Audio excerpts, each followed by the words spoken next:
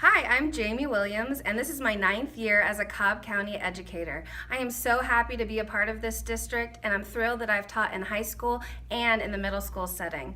Currently, as a middle school educator, it has reconfirmed my knowledge that there are 3 components that every classroom teacher needs to go in knowing, and that's the importance of student voice, student choice, and understanding a student's soul.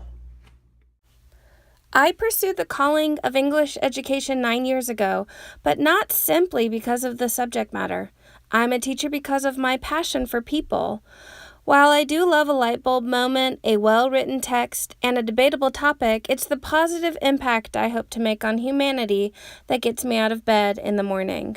According to the Qualia Institute for Student Aspirations, only 46% of students feel they have a voice in decision-making at their school, and just 52% believe that teachers are willing to learn from students. Additionally, less than half of students say they are a valued member of their school community. It is also important to note that while a clear majority of students, 61%, believe they have a voice upon entering middle school, only 1/3 of students say they do by the 12th grade. Unfortunately, I've seen this firsthand during my time as an English educator. And while I did understand the need for student voice and student choice in the school setting, I didn't know how to accomplish that beyond offering different texts and assignments. Those options never seemed to do what I'd intended, which was to inspire intrinsic learning. I was stuck. Last year, my second year as a 6th grade teacher, I had inspiration in the form of a student. This student saw stand-up desks on a news program and thought to himself, I want those in my classroom. After speaking with him and his mom, we made a plan to begin fundraising and to build community support, and so Stand Up for Healthy Habits was born. Since the initial startup of this student-initiated club, we have hosted 8 fundraisers and raised more than $3,000 to purchase 26 stand-up desks for Lost Mountain Middle School.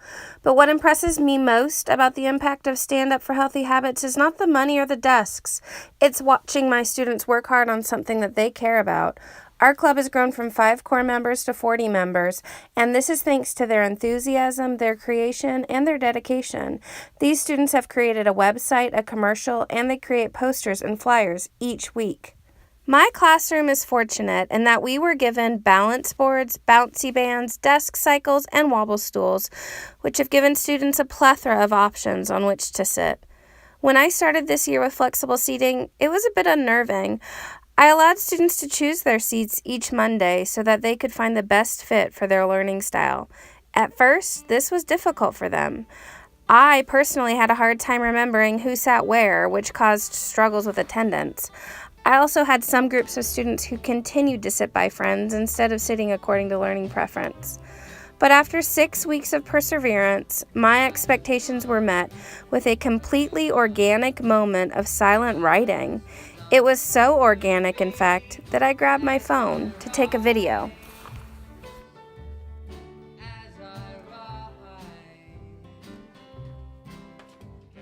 Flexible seating will work in the middle school classroom.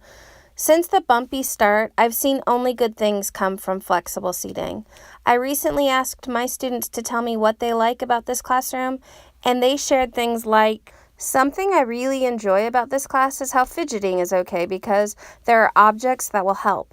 This is special because in other classes, kids get yelled at. I like how you let us talk and be social so that we can make new friends.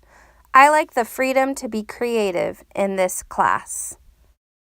When I read their thoughts, I couldn't help but be happily reminded that much of this is thanks to flexible seating.